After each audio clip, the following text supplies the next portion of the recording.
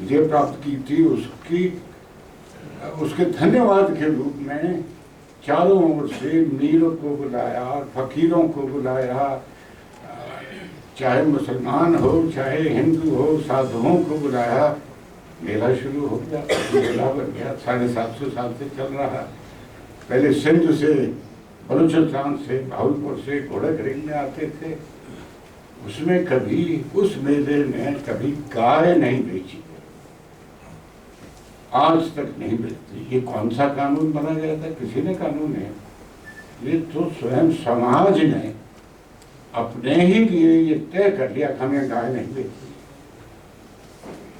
उस गांव में बैल को खस्ता करके नहीं बेचते, ऐसे ही बेची बैल बिकता है। स्वाधीन भारत हुआ, सफारियात भी आए, मैं फौज में था। ऊँट, घोड़े, गाय हम भी रखते हैं, आज भी रखता हूँ गाय हैं, पर केवल थरपार। और ये थरपारकर और जो अभी सुंदर दिखने में एक जो गुजरात की थी, अन्य मैं उसमें नहीं जाना चाहता, बहक जाऊंगा विषय से। हमने कहा कि आप विदेशी ब्रीड को मत लें। ये सही है कि वो शायद दूध ज़्यादा देगी। थरपारकर, अगर उसको मैं कहूँ, is a range fed animal. वो घूम फिर के चल लेती है, बीमार नहीं पड़ती। ऐसे भी गायें हमारे यहाँ तो मैं देखता हूँ, वो 3 दिनों में भी एक बार पानी पिएंगी तो काफ़ी है। आप उस ब्रीड को हटा देंगे और फ्रीजियन ले आएंगे, होल्स्टीन ले आएंगे, उसके बैल का क्या करेंगे आप? वो जोत में तो जुड़ेगा नहीं। मैं ये उदाहरण आपको इसलिए दे रहा हूँ कि यदि कृषि जीवन शैली है और जिस जीवन शैली से गांव की सारी सुगंध उपज हुई, तो उस गांव को, उस कृषि को जब हमने अलग कर दिया तो कहीं हम विकास को केवल पैसों से हमने जोड़ दिया। विकास केवल पैसों से जिस दिन हमने जोड़ना शुरू किया, तब से मैं सोचता हूँ बहुत नुकसान होना शुरू हुआ। एक और उदाहरण दूंगा, ज़्यादा समय नहीं लूँगा। मैं जानता हूँ, मैंने महेश जी से भी पूछा, वो ब्राह्मण है, हमको तो इसका ज्ञान कम होता है, कि भाई मुहूर्त कब है आज होली का? तो उन्होंने कहा कि होलिका का सबसे शुभ मुहूर्त 6:30 बजे। अब शुभ मुहूर्त तो आ गया, ज़्यादा नहीं आपका समय मिलता। परंतु दूसरा उदाहरण जो मैं आपसे दे रहा था वो है फॉरेस्ट का। आजकल फॉरेस्ट का हम एनवायरनमेंट के नाम से, वर्षा के नाम से, हर हिसाब से देखते हैं, पेड़ मत काटो। मैं सोचता हूँ to treat forest as wealth, ये हमारे कभी नहीं था। भारत में कभी लकड़ी बेचता ही नहीं था। कि कहाँ से शुरू हुआ कि जंगल कट करके वो कटे हुए जंगलों के पेड़ बिकेम एन इकोनॉमिक एक्टिविटी, पैसे का साधन बन गया। थोड़ा बहुत इसमें मैंने विचार किया, थोड़ा विश्लेषण किया। अब मैं शुरू में समझ नहीं पाया था कि गांधी जी ने बहुत विरोध किया, भाई रेलवे मत लाओ। आज के संदर्भ में लगता बहुत ही धकिया दूसरी बात कर रहे थे गांधी जी, रेलवे मत लाओ, ये कैसे हो सकता है? वो टॉलस्टॉय से प्रभावित होकर के कह रहे थे कि रेलवे मत लाओ। और तो उस रेलवे को लाने में अंग्रेजों ने हमारे जंगल के जंगल सफाया कर दिए, स्लीपर बिछाने के लिए। दूसरा सफाया हुआ सन 47 के बाद, जब शरणार्थियों को बैठाने के लिए उत्तर प्रदेश के और नेपाल के और कुमाऊं के पहाड़ों से पीछे पहले जो जंगल थे, बड़े बड़े जंगल थे, वो सब जब वो साफ हो गए तो नदियों में बाढ़ आने लग गई, गांव के गांव बहने लग गए। और आज भी जो होड़ लग गई है, हम देखते हैं वो ये दूसरा। ऐसे कई उदाहरण हैं जिससे मैं सोचता हूँ कि जब से हमने विकास का विकास की परिभाषा पैसों से ही करनी शुरू की तो विकास नहीं, हम विनाश की ओर चल पड़े। किस रफ्तार से हम उस विनाश की ओर जा रहे हैं ये हमने अपने आप तय कर लिया कि बहुत जल्दी हम करेंगे। 2-3 बात और कहूँ, कई सालों पुरानी बात है, मुझे कुछ काम दिया गया था, मैं भूटान गया था। भूटान में जो अभी हैं उनसे कहीं उनके पिताजी से बातचीत हो रही थी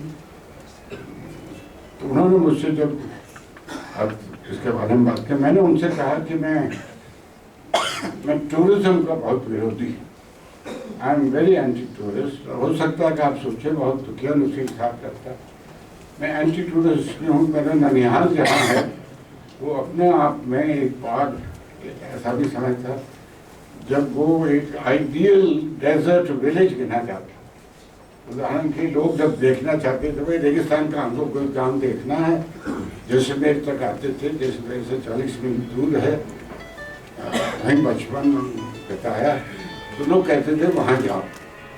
वो डेजर्ट नेशनल पार्क में है, आज उसका सत्यानाश हो गया। मेरे अपने ननिहाल का केवल tourism is a carnivorous activity. खैर पर अब ये लोग नहीं मानेंगे, उससे आमद आती है, हर टूरिस्ट के पीछे 5 लोगों का आमद इत्यादि इत्यादि। तो आपने उसको केवल एक आर्थिक माला में पिरो दिया। भूटान नरेश से बात हो रही थी, उन्होंने कहा भाई पसंद तुम क्या सोचते हो, आज भी उनके खत आते हैं। अब वो नरेश नहीं रहे, उन्होंने जो राजकुमार है उनको बैठाया है। मैंने कहा था मुझे जीडीपी से कहना, जीडीपी अपने आप में किसी रूप में एक देश के विकास या प्रगति की का परिचय नहीं। तो उनका क्या होना चाहिए, मैंने कहा था मैं अर्थशास्त्री तो नहीं हूँ और उसकी आप माप शायद नहीं माप तो नहीं कर सकते, but I would prefer to go for gross national contentment. जब तक देश में देश के नागरिक के मन में कंटेंटमेंट, उसका आप जो चाहें अनुवाद कर दें, एक प्रकार से वैसी अनुभूति नहीं होगी ताकि ये ठीक। जीडीपी को इंसान खा नहीं सकता। आज मैं आप गोविंद जी ने भी कहा, मैं आपको एक उदाहरण दूँ, ईश्वर ऐसा न करे, यहाँ से बाहर सड़क पे निकलते ही अगर 2 कार आपस में भिड़ जाएं और 2-4 को चोट लग जाए, कुछ लोग आएंगे, एम्बुलेंस आएगी, अस्पताल में खून किसी को चढ़ेगा, वो सब जीडीपी के अंदर चला जाएगा। तो ये तो मुझे नहीं लगता ये अपने आप में कोई परिचय हो सकता है या कोई मापदंड हो सकता है जीडीपी के उसका। I am very conscious that I should not. ये विषय ऐसा है, इस पर आप गोष्ठियाँ रखिए, विचार करिए। तो 3 बात और कहूँगा, हम यहाँ क्यों पहुँचे। एक तो हमने अर्थ को ही प्राथमिकता दी। अर्थ सब कुछ नहीं, अर्थ जीवन का एक आवश्यक अंग है, इस सही पर केवल एक अर्थ ही है, ये बिल्कुल सरासर है। दूसरा, मैं आपसे निवेदन करूँ कि बहुत गंभीरता से करता हूँ, मेरे अपने अनुभव के आधार पर करता हूँ। आज संयोग से, और कोई इसमें कोई मुझ में कोई गुण है उस हिसाब में नहीं, आज संसद में मेरी ये 8वीं टर्म है और संसद में तो 4 ही ऐसे होंगे जो इतने देर तक। तो इस खेत को खड़ते हुए मुझे काफ़ी वर्ष निकल गए। मैं उस आधार पे आप सबसे गंभीरता से निवेदन करता हूँ कि आज देश की जो हालत है, अवनति हो रही है, उसके पीछे एक प्रमुख कारण आज की राजनीति है। अब उसके अवगुण गिनाने बैठूंगा तो आधी रात हो जाएगी, आवश्यक नहीं, परंतु ये बहुत जरूरी है कि हम समझें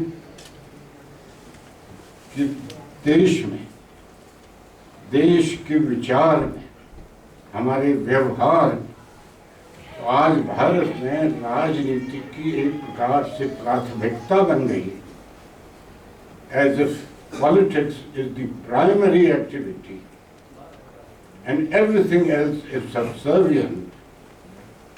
समाज उससे कौन, इसको सही तौर से आप पकड़िए, इसको संभालिए, और नहीं संभाला समय देखते क्षमा करें, शाम का वक्त है, ईश्वर झूठ न बुलाए मुझसे, तो हम और भारत देश की और अवनति होगी। ईश्वर मुझे झूठा पकड़े इसमें तो अच्छा होगा, परंतु राजनीति जो हो गई है उसकी प्राथमिकता को पकड़िए, पे लगाम लगाइए। अगर हमने लगाम नहीं लगाई और कोई नहीं लगा सकेगा, इसको पहचान। दूसरा, मैंने गांव वर्सेस शहर का जो ये हो गया है, मैं एक उदाहरण और गांव का दूंगा। एक तो हम बहुत वो हो गए, सरकारोन्मुखी हो गए। मैं गांव में जाता हूँ, लोग कहते हैं साहब ये हैंडपम्प आपको एमपी को कैसा अन्याय है, अत्याचार है, अब उसको 5 करोड़ कर दिया। सुमित्रा जी आप कहा थी कि वो 5 करोड़ या तो थे नहीं वहाँ, तो हम उसका एमपी को 5 करोड़ सालाना मिलना एक बहुत बड़ा अन्याय है, मत दीजिए उसको। पर ये था 2 करोड़ थे पहले, तो मैं क्यों कहता हूँ एमपी को बात कीजिए, मेरी जानकारी है हमारे एमपी 18% तक उस पर कमीशन, जो गांव वाले कमीशन देते हैं मुझसे आके कहते हैं आपने किस एमपी के पास हमको भेज दिया, वो तो सीधा कहता है हमको 18% पहले यहाँ रख दो है। खैर, अब हम सरकारोन्मुखी हो गए। हर जेठ के महीने में गाँवों में, रेगिस्तान में तो निश्चित तौर पर गाँव इकट्ठा होता था और तालाब है, नाली है, उसको खोद करके गहरा कर देता था। जितना कुछ हो सके गाँव एक साथ में से करते, वो उनके पानी का स्रोत।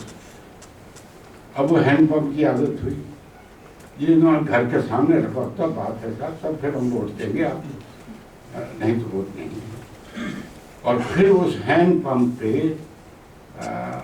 बस कीजिए एक वॉशर भी खराब हो जाए तो साइकिल पर बैठकर पैदल जाकर कहीं से एक 2 रुपये का वॉशर लाके स्वयं नहीं लगाएंगे, हम अर्जी एकदम तैयार करें। अंग्रेजों ने हमको अर्जी नवीस बना दी और वो भी 5-5 कॉपी दीजिए, और वो XEN AEN जो कुछ भी है तब तक वो नहीं आएगा, तब तक वो वैसे पड़ा रहेगा। इसी का एक बताता हूँ, हम बिल्कुल बेढंग विकास करते हैं। गांव है, शुद्ध रहता था पानी, लोग ऐसे बहाते नहीं थे।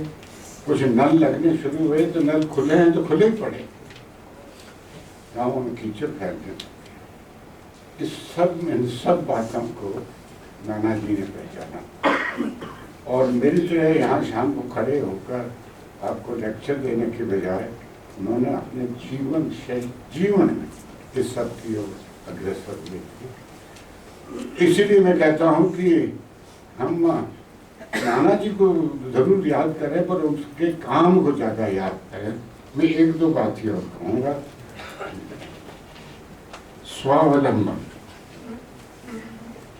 ये स्व जो है ये अपने आप में एक संधि स्वर है, स और व से बना स्व, किसी से स्वावलंबन है, किसी में स्वयं का भी बोध आता है, स्वाभिमान भी है, स्वर भी है। तो स्व जो संधि शब्द है, मेरा निवेदन आप सबसे उस पर आप विचार करिए, बहुत कुछ उसमें से निकलेगा। स्वावलंबन मैंने कहा आत्मविश्वास से जुड़ा है, और स्वावलंबन आत्मविश्वास अहंकार नहीं है, ये बहुत पतली रेखा है। स्वावलंबन आत्मविश्वास और अहंकार, आजकल हमारी राजनीति अहंकारोमुखी हो गई, स्वाभिमान कम हो गया, एक प्रकार के कृत्रिम अहंकार। मैं तो विद्वान नहीं गोविंद जी की तरह, परंतु दो चीज़ों से कहूँगा। तो इस अहंकार को हमारे देश की मान्यता से कम विश्लेषण किया कुछ लोगों ने। राष्ट्र, स्टेट क्या है? स्टेट शब्द का सही हिंदी में पॉलिटिकल ट्रांसलेशन क्या है? मैं ठीक ट्रांसलेशन नहीं करता। उसके बाद समाज है यानी सोसाइटी। ये तीन ही तो हैं, सोसाइटी है, स्टेट है, नेशन है। मैं सोचता हूँ, ऐसा मेरा विश्वास है कि India is a non territorial nation. आप भारत को सीमा की रेखा खींच करके कभी नहीं मान सकते। वो एक वैचारिक राष्ट्र है, राष्ट्र सदैव रहा है, चाहे मुगलों का आधिपत्य हो चाहे अंग्रेजों का। भारत लुप्त नहीं हुआ। The state of India has often been captive. There are centuries have gone when there has been no state in India. तो कौन चलाता था भारत? भारत को भारत का समाज ही चलाता। और आज की जो दुर्गति हो रही है, उस समाज पे प्रथम प्रहार भारत की स्टेट कर रही। ये जो बीच में हमने स्टेट इंट्रोड्यूस करी है विशेष करके सन 47 के बाद, ये स्टेट अब कार्निवरस हो गई और ये समाज को विच्छिन्न कर रही है। मैं कई बार सोचता हूँ कि आज की जो दशा हमारी है, मानसिक जो दशा है, वैचारिक है, और उसमें कहीं लगता है कि मैं कहूँगा मॉरल क्राइसिस जो हमें आज फील कर रहा है, इसके पीछे ये सब मैंने बहुत इसमें सोचा कि भाई अगर हम नॉन टेरिटोरियल हैं, कोई नक्शा नहीं। भारत नेशन का जब तक ईस्ट इंडिया कंपनी वाले नहीं आए, मुझे एक भी नक्शा नहीं मिलता। मुगलों के ज़माने के नक्शे नहीं, एक क्षेत्र होता, क्षेत्र में इस पर काफ़ी देर तक बात हो सकती है, मैं समय नहीं देना चाहता। फिर ये जो हमारी विशेषता रही, India as a non territorial nation, उस विशेषता को हम हटा रहे हैं। आज लोग मुझसे पूछते हैं, भाई आप तमिलनाडु वाले एक कैसे सोचते हो? आपकी तो भाषा ही भिन्न है, व्यवहार भी भिन्न है, सामाजिक पर्व वगैरह कि कैसे है कि चाहे तमिलनाडु हो चाहे कामाख्या देवी का काम रूप, कौन सा ऐसा देश मिलेगा आपको जिसमें डिस्ट्रिक्ट का नाम काम रूप है? मैं ज़्यादा क्या कहूँ। और फिर आप रेगिस्तान के रहने वाले, आपको क्या लेना देना? तो फिर भी एक धागा है जो हम सबको बांधे हुए। आज वो स्टेट क्या करती है, उस धागे को तोड़ो, और किसलिए तोड़ो? उसको तोड़ करके वोट के पटोरो। मित्रों, समाज को आप एक कैप्टिव मत बना दीजिए केवल मार्केट का या केवल पॉलिटिक्स का। विचार वापस करें। अंत में मैं केवल एक प्रश्न आपके सामने रखूंगा, क्योंकि वह प्रश्न मैं अभी तक कभी उसका समाधान नहीं, उसका जवाब नहीं दे पाया हूँ। मैं पढ़ा लिखा नहीं हूँ, मैं फौज में 15 साल की उम्र में चला गया था। तो 15 साल की उम्र के बाद जो कुछ फौजी की तरह बढ़ते बढ़ते, गीता में एक शब्द आता है, 3 बार आता है केवल। एक प्रथम अध्याय में आता है, एक 18 में आता है, एक मध्य में आता है, उस शब्द है स्मृति। स्मृति क्या है? स्मृति इज नॉट मेयरली मेमोरी, ये याददाश्त के बारे में नहीं। कृष्ण भगवान यदि अर्जुन को बुलाना दे रहे हैं, एक प्रकार से प्रताड़ित कर रहे हैं, अर्जुन के लिए स्मृति लुप्त हो रही है, इतनी बड़ी उड़ाना है, अर्जुन चुप हो जाते हैं। और 18 अध्याय बाद पुनर्स्मृति लुप्त। मैं सोचता हूँ कि वो क्या चीज थी जो अर्जुन खोज रखे, और वो क्या चीज थी जो उन्होंने पाली। और फिर हम कृष्ण भगवान से पूछते हुए, ये आप बहुत तरफदारी करते हो, क्यों? अर्जुन तो आपके साथ, वो अर्जुन मेरे शुरू में कहते थे कार्पण्य दोषों स्वभाव प्रच्छाम विद्वान धर्म संभूर थे यथेशा निश्चितम ब्रूहितन में शिष्यस्ते हम साधिना। जब अर्जुन आप निवेदन कर रहे हैं, आप मेरे सखा भी हो, संबंधी भी हो, सब कुछ हो, इसलिए आप तय कर दो मेरे लिए सबसे बढ़िया चीज क्या है। भाई हम आपको कहाँ ढूंढते घरे, आप तो इससे मैं पूछता हूँ, आज सबसे निवेदन करता हूँ, इस पे विचार करें। क्या ऐसा संभव है कि जो श्री कृष्ण भगवान कह रहे हैं तेरी स्मृति लुप्त हो गई, तो केवल एक वैयक्तिक गुण दोष है, या वो समाज का भी गुण दोष हो सकता है? अगर व्यक्ति की स्मृति लुप्त होती है तो क्या समाज की स्मृति लुप्त हो सकती है? और स्मृति समाज की हुई, स्टेट को छोड़िए, state is merely a functionary, तो क्या राष्ट्र की स्मृति भी लुप्त होगी? क्योंकि राष्ट्र चेतना, ये शब्द का हम क्या करें कि राष्ट्र की स्मृति पुनः प्राप्त हो और राष्ट्र की चेतना जगे।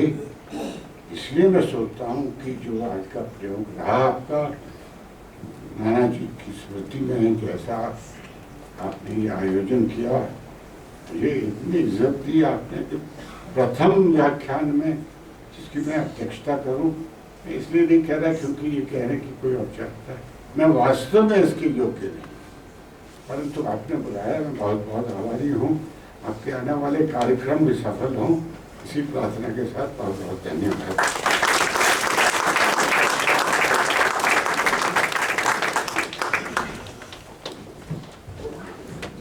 धन्यवाद माननीय जसवंत सिंह जी। आपने अंत में जो प्रश्न उठाया, राष्ट्र की चेतना कैसे जागृत हो, अब आप स्वयं राजनीतिक मुख्यधारा में लौट चुके हैं।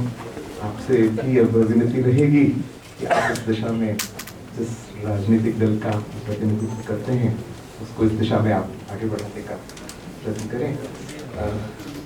और मैं माननीय जसवंत सिंह जी से ही एक एक्सप्रेशन उधार लेते हुए सर शायद कह सकता हूँ कि ग्रॉस पर्सनल कंटेंटमेंट के साथ ऐसा कहना चाहता हूँ कि व्याख्यान, हाँ आपने नेशनल कहा, मैं उसको इसलिए कि आज की व्याख्यान माला जो हमने प्रारंभ की उसका आगाज एक बेहतरीन रहा है। हमें 2 अध्ययनशील अनुभवी विद्वानों का सानिध्य प्राप्त हुआ। मुझे उम्मीद है कि आगे हम लोगों को इससे उत्साह बनेगा और हम इस दिशा में आगे और अच्छे ऐसे आयोजन कर सकेंगे, ऐसा मेरा विश्वास है। इससे पहले कि मैं अपने संगठन सचिव जी विंध्याचल संस्थान के श्री अभय महाजन जी को यहाँ धन्यवाद के लिए आमंत्रित करूँ, मैं विंध्याचल संस्थान के कार्यकर्ता श्री पूर्णित सोहेल जी से निवेदन कर रहा हूँ कि वे आए और मेरे मान्य विद्वानों को 2 पुस्तकें भेंट करें। एक पुस्तक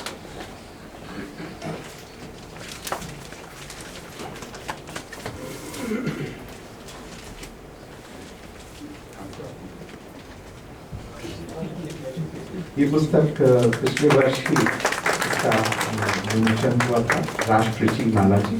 ये पुस्तक अभी यहाँ पर बाहर की विक्रय के लिए भी उपलब्ध है। इसकी 3 संस्करण है, एक की हार्ड बाउंड है, एक इसी का बड़ा इसी साइज का पेपर बैक भी है, कॉपी टेबल बुक साइज का, और एक छोटी पुस्तक भी साथ में अवेलेबल है। 2 और छोटी छोटी सूचनाएं हैं। एक मुझे दोबारा निवेदन कर रहा हूँ कि अभी संख्या को देखते हुए उपस्थित लोगों की जो रजिस्टर में एंट्रीज हुई हैं वो बहुत कम है। एक बार पुनः निवेदन है कि अगर आप लोग में एंट्रीज कर सकेंगे अपने तो आगे हम लोगों को निमंत्रण देने की सुविधा रहेगी। दो छोटी सूचनाएं हैं और उसके बाद में 23 तारीख को राजेंद्र भवन दीनदयाल उपाध्याय मार्ग पर वहाँ एक पुस्तक का लोकार्पण है, भगत सिंह रिविजिटेड।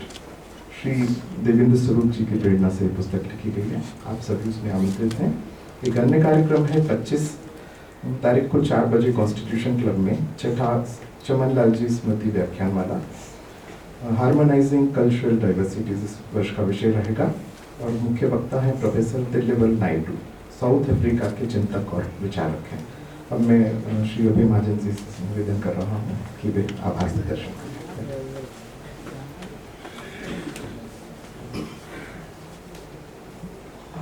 आज की तिथि जब निर्धारित की गई अतुल जी, और जब हमारी बातचीत हुई, आज त्यौहार का दिन है। आप अपने अध्यक्ष आदरणीय जसवंत सिंह जी ने भी कहा कि होली जलाने का मुहूर्त भी 6:30 बजे का ही सबसे शुभ मुहूर्त है, लेकिन दीनदयाल जी के एकात्म मानव दर्शन, पंडित दीनदयाल जी, श्रद्धेय नाना जी के प्रति हम सब लोगों का जो स्नेह का और सारा है, तो अपनी व्यस्तताओं के बाद भी कार्यक्रम भी बड़ा थोड़ा देरी से तय हुआ और सूचनाएं भी सबको थोड़ा सा, लेकिन हम लोग सब डर रहे थे, लेकिन आप सब लोगों का स्नेह, आशीर्वाद, सहयोग इसी प्रकार आगे भी मिलता रहेगा। आज के अध्यक्ष आदरणीय जसवंत सिंह जी ने भी अपनी व्यस्ततम समय में से समय निकाला और जैसा उन्होंने कहा कि हमको नाना जी को याद करना है उनके काम को अनुकरण करने के साथ, तो चित्रकूट में बहुत बड़ा काम हो रहा है और विगत दिनों 27 फरवरी को उनकी पहली पुण्यतिथि वहाँ पर मनाई गई और जो 500 गाँव को स्वावलंबी बनाने का काम वह पूरा हुआ और जो आंकड़े थे वह राष्ट्र को समर्पित किए गए। 2005 में तत्कालीन राष्ट्रपति डॉक्टर कलाम वहाँ पर पहुँचे थे और उन्होंने नाना जी से कमिटमेंट किया था कि जब 500 गाँव का काम पूरा होगा तो मैं आऊँगा, लेकिन दैवयोग से बीच में ही नाना जी शरीर रूप में तो हमारे बीच में नहीं है, लेकिन वह काम पूरा हुआ है। अब जो लोग भी वहाँ पर आते थे तो जो परिवार सहित हैं, अगर अकेला कोई व्यक्ति गया तो नाना जी उससे पूछते थे अकेले क्यों आए, परिवार सहित क्यों नहीं आए। फिर उसके बाद उससे बात करते थे कि तुमने क्या देखा और क्या समझा और इसमें से अब तुम कौन सा काम करने वाले हो ये बताओ। तो आदरणीय जसवंत सिंह जी ने भी हम लोगों से सबसे आग्रह किया है कि उनके काम को हम सब लोग समझ करके और उसका अनुकरण करें और ऐसे ही आज के कार्यक्रम के मुख्य वक्ता माननीय गोविंदाचार्य जी, उनकी बहुत व्यस्तताएं थी। कार्यक्रम में आने का उन्होंने पहले हाँ कह दिया था, लेकिन बीच में उनको कुछ ध्यान में रहा नहीं होगा तो अन्य कुछ कार्यक्रमों की रचना बन गई थी, लेकिन फिर हम लोगों का इतना लंबे समय से उनके साथ स्नेह है तो थोड़ा झगड़ा भी हुआ कि आपको रहना ही है, पहला कार्यक्रम है। तो उन्होंने कहा कि ठीक है भैया हम रहेंगे ही। ऐसा ही आप सब लोगों का इसी प्रकार से दीनदयाल शोध संस्थान के प्रति और सहयोगात्मक रहेगा ही, इसी आशा के साथ आप सबको होलिका पर्व की हार्दिक शुभकामनाएं। अभी चाय की व्यवस्था है, हम सब लोग चाय भी लेंगे और आगे भी हम सब लोगों का इसी प्रकार मार्गदर्शन सहयोग मिलता रहेगा। बहुत बहुत धन्यवाद।